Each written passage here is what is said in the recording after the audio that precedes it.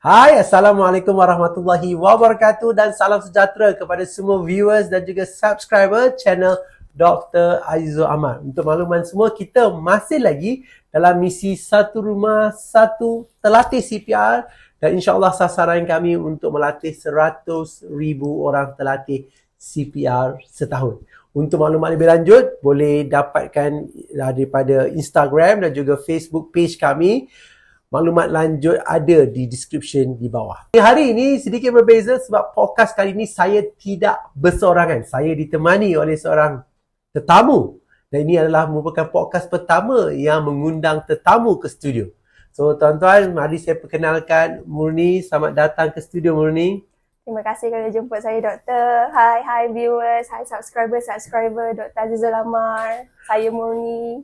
Alright, Murni, boleh tak secara ringkas kenalkan diri sedikit kepada semua? Boleh. Hai semua. Nama saya Siti Murni Atikah. Tapi lebih dikenali sebagai Murni. Berumur 31 tahun. Saya baru je join akademi ini pada 1 November lepas. Okey, terima kasih kerana join Akademi Dr. Azizul Ahmad pada 1 November. Tapi boleh saya tahu kenapa Murni decided to join Akademi Dr. Azizul Ahmad?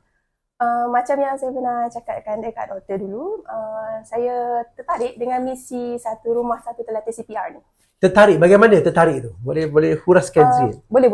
Sebab saya sendiri ada personal experience lah. Macam kisah menyayat hati sikit lah. Sebab dia berkait rapat dengan family rapat saya, iaitu arwah abah saya. Oh, boleh, kalau tidak keberatan. Ya. Boleh kongsi ke kisah mengenai abah macam mana tu ya? Boleh.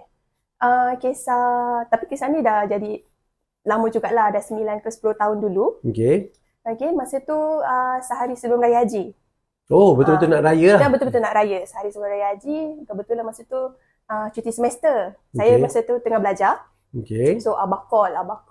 Dia kata, baliklah Raya Haji ni. Kata macam tu. Sebab masa tu saya tak nak balik. Sebab saya rasa macam sehari je kan cuti kan. Raya Haji je. Macam tu. Tapi yelah abah dah suruh. So balik. Nasib baik balik.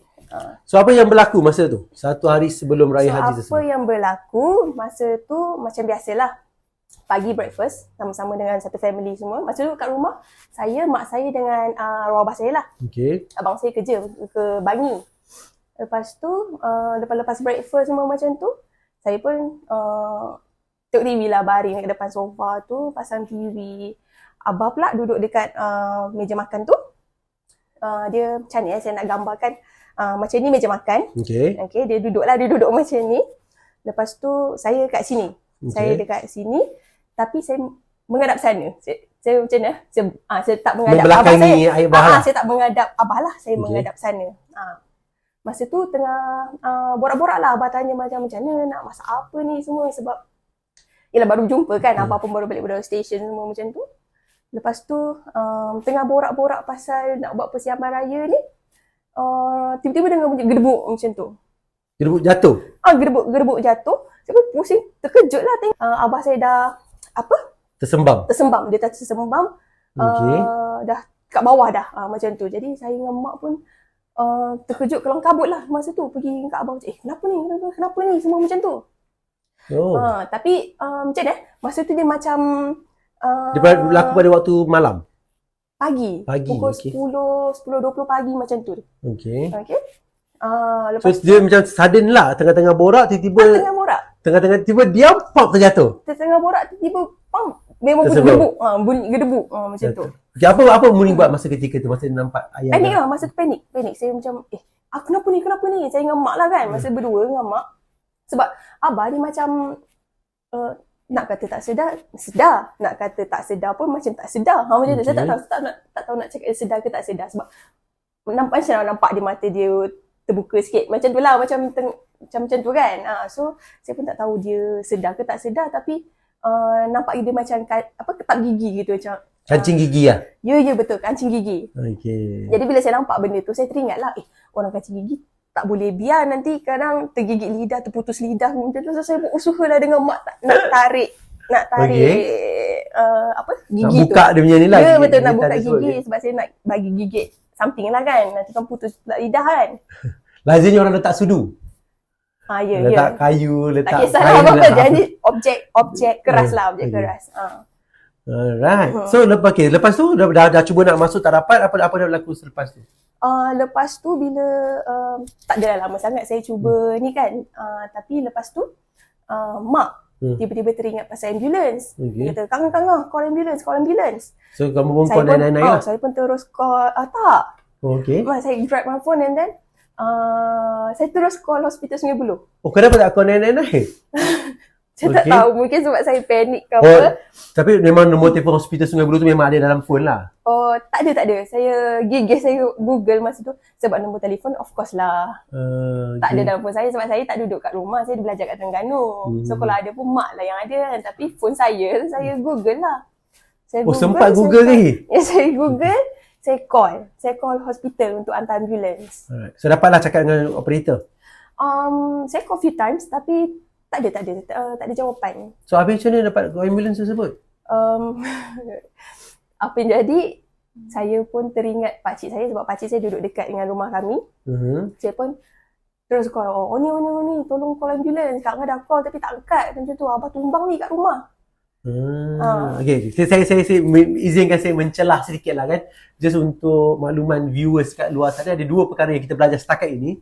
Nombor satu, untuk makluman Muni dan juga semua viewers, nombor satu, apabila mangsa kancing gigi dia rapat kan, gigi kan, Ya, betul macam gitu. rapat, memang kita tekan takkan dapat buka. So bila kita tekan tak dapat buka, kenapa Muni masukkan sudu tadi? Tujuan?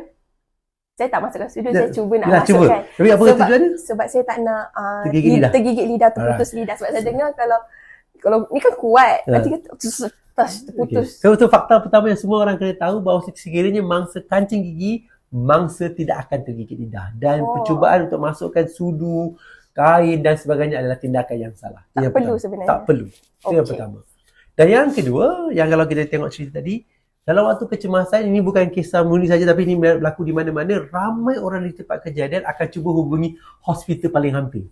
Dia akan pergi yang mana dekat lah, di belakang ni rumah macam tadi yang di Macam Muni. saya sebab ayah saya memang appointment. Memang dia follow up kat situ. Follow up kat situ, betul. Ada file dah ada situ lah yang nak buka baru. Tapi sebenarnya, katakanlah dapatlah. Hari tu nasib tak baik, tak dapat operator kena telefon uncle kan.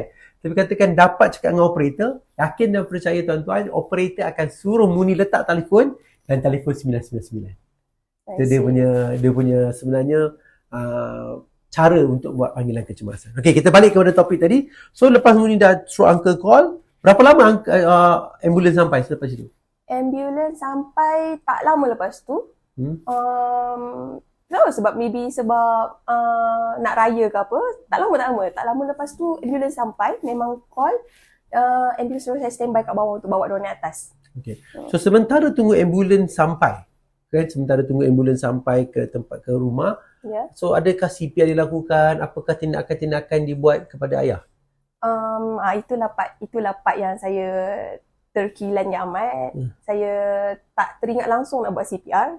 Sebab saya tak tahu apa ayah saya masa tu kena heart attack ke apa. Okay. Sebab saya ingatkan just collapse biasa. Macam tu. Tapi Muni memang terlatih CPR masa tu? Tak. Saya memang tak ada ilmu tu langsung. So sebelum tu memang tak ada khususnya dianjurkan di mana-mana ke, tak pernah join ke macam mana? Ada kat universiti tu ada je anjurkan program-program kesihatan macam ni. Tapi tak tahu, tak terasa nak join. Tak ada pun nak ambil inisiatif yang rasa macam tak penting lah kan? Tak penting. Rasa macam kenapa nak kena belajar macam tu. Lepas tu confidence sangat macam alah nanti kalau jadi buat je lah macam selalu nampak kat movie tu. Tekan je lah, hidup lah nanti macam tu. Tak ada pun terfikir nak ambil inisiatif lah untuk belajar betul-betul sebenarnya. So bila ambulans sampai, saya pun bawa ni atas semua.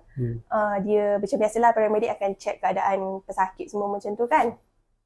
Tapi bila check memang masa tu abah dah meninggal lah. Memang dah tak dapat diselamatkan. Kita ucapkan takziah lah, semoga rohnya dicuci rahmat. So adakah Muni hari ini terlatih CPR? Ini soalan seterusnya. Ya, Alhamdulillah, saya dengan bangganya nak menyatakan bahawa sebelum saya join this company, akademi ni, saya dengan kawan saya ada datang untuk join the class. Saya tak ingat September ke awal Oktober, tapi saya ada join and now saya dah terlatih.